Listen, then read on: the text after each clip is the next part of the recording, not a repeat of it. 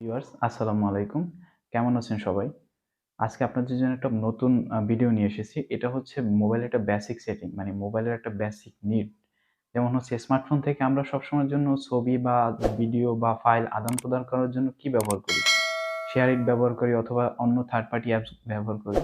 তো আমরা অনেকেই জানি না থার্ড পার্টি অ্যাপসের মাধ্যমে হচ্ছে আমরা যে ফাইলটা ট্রান্সফার করি সেটা হচ্ছে অনেক সময় লিক হয়ে যেতে পারে। তার মানে হচ্ছে আপনি যখন থার্ড পার্টি অ্যাপসের মাধ্যমে আপনার কোনো ফাইল আদান-প্রদান করবেন সেটা অনেকটা রিস্ক থাকে। যেমন শেয়ার ইট। শেয়ার ইটের হচ্ছে অনেকটা ক্রাইম আছে যে তারা হচ্ছে তাদের ক্লাউডে অনেকগুলো আ ফাইল মানুষের ফাইল হচ্ছে তারা ব্যাকআপ করে রাখে। এটা হচ্ছে যখন ইন্টারনেট চালু থাকে শেয়ার ইট অটোমেটিক্যালি ব্যাকআপ করে রাখে।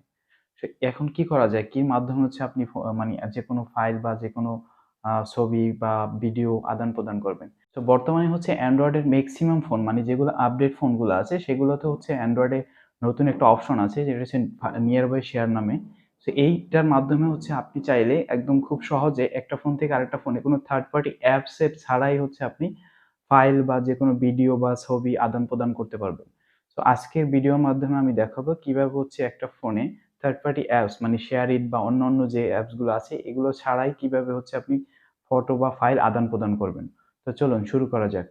হচ্ছে আপনি আপনার ফোনের স্মার্টফোনের সেটিং অপশনে চলে যাবেন।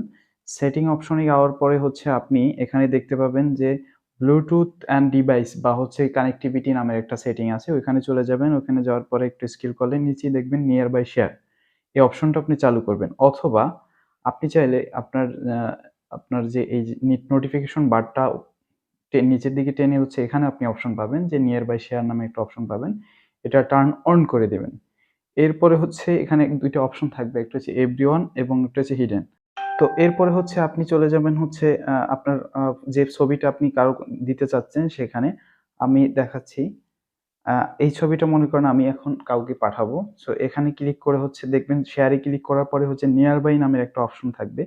আমার এখানে শো করছে। অনেকের হচ্ছে স্ক্রল করলে নিচে পাবেন।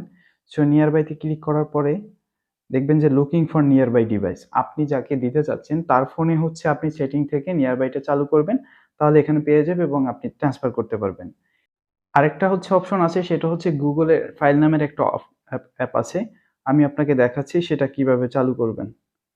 সো আপনি ১ম এ হচ্ছে আপনি Play Store এ চলে যাবেন। Play Store এ গিয়ে হচ্ছে আপনি সার্চ করবেন ফাইল। আপনার ফোনে যদি ফাইল অ্যাপটা না থাকে তাহলে অবশ্যই Play Store থেকে ডাউনলোড করে নিবেন। আ ফাইল লিখে সার্চ দিলে আপনি দেখবেন যে ফাইল অ্যাপটা চলে আসবে। ফাইলস বাই গুগল যে অ্যাপটা এখানে ক্লিক করবেন। সো এটা অলরেডি আমার ইনস্টল করা আছে আমার ফোনে। সো আমি দেখাচ্ছি কিভাবে হচ্ছে। ফাইলে যাবেন। ফাইলে যাওয়ার পরে দেখবেন ১ম হচ্ছে আপনার ব্রাউজার নামের যে অপশনটা থাকবে এর সাইডেই হচ্ছে শেয়ার নামের একটা অপশন আছে।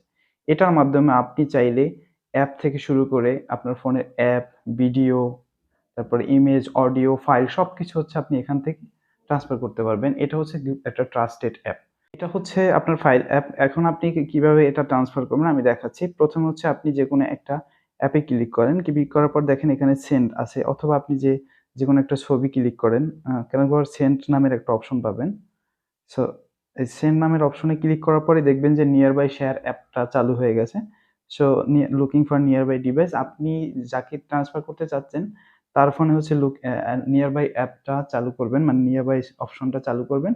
তাহলে এখানে পেয়ে যাবে এবং খুব সহজেই হচ্ছে আপনি যেকোনো ফাইল ট্রান্সফার করতে পারবেন। কোনো প্রকার সমস্যা ছাড়াই। এতে হচ্ছে আপনার ফাইলেরও সিকিউরিটিটাও লস হবে না। আর আপনি খুব সহজে খুব দ্রুততার মাধ্যমে আপনি একটা ফাইল ট্রান্সফার করতে পারবেন।